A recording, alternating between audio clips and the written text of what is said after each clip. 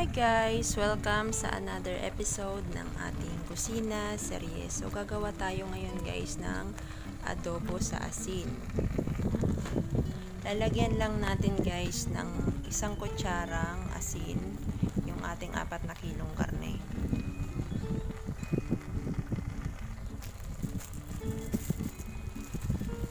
At buong paminta.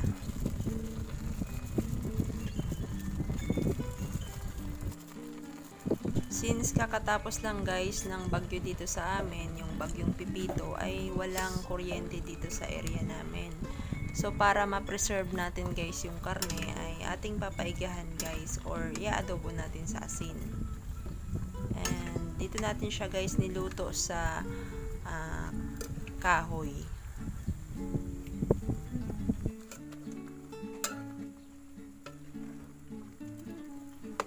Ituloy lang natin guys yung pagluto sa ating adobo. So mapapansin nyo guys ay lumalabas yung kanyang sariling tubig. So maya maya guys ay ilalagyan natin yan ng bawang at laurel.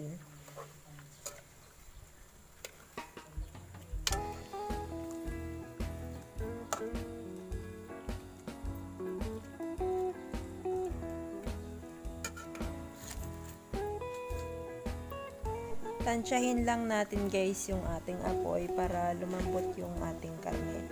At kapag nagmantika na guys yung ating karne, ay saka natin ilalagay guys yung bawang at saka yung laurel.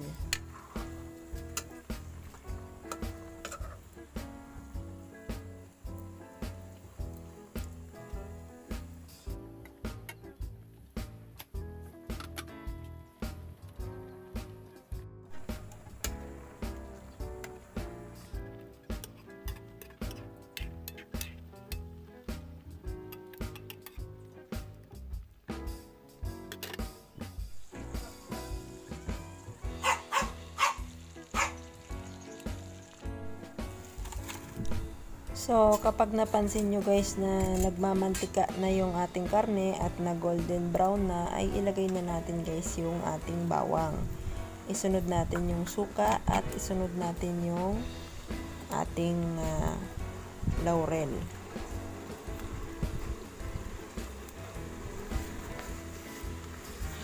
Napakadali lang guys lutuin itong ating adobo sa asin kasi simple lang yung mga rekado nito. So ituloy lang natin guys yung paghalo sa karne hanggang sa mag golden brown din yung ating bawang at yung ating karne.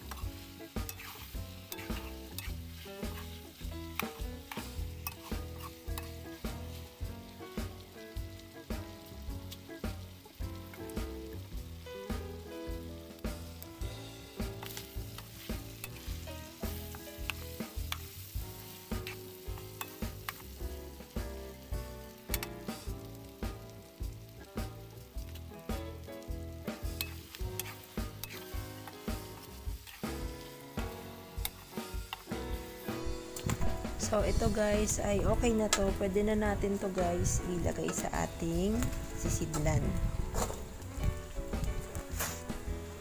So, hanggang dito na lang guys yung ating vlog at salamat sa panonood.